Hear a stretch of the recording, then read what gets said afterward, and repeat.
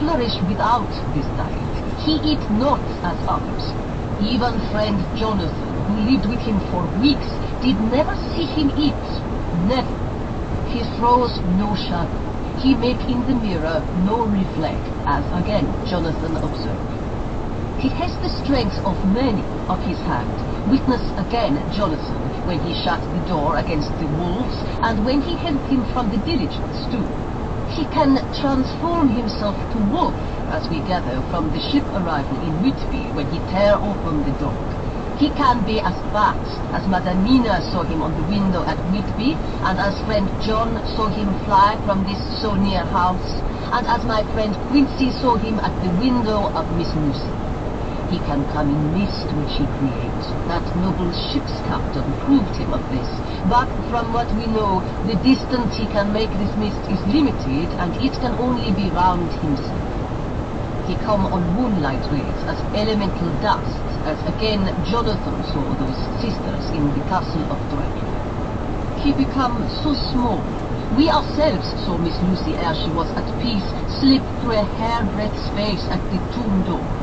He can, when once he finds his way, come out from anything or into anything, no matter how close it be bound or even fused up with fire.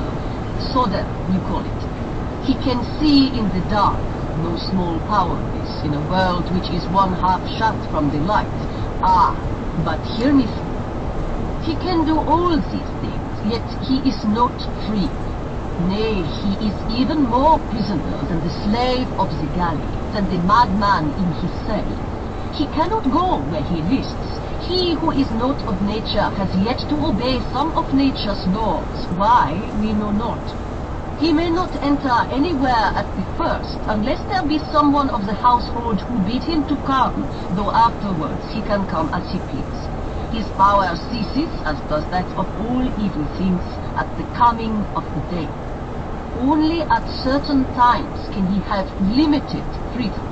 If he be not at the place whither he is bound, he can only change himself at noon or at exact sunrise or sunset. These things we are told, and in this record of ours we have proof by inference.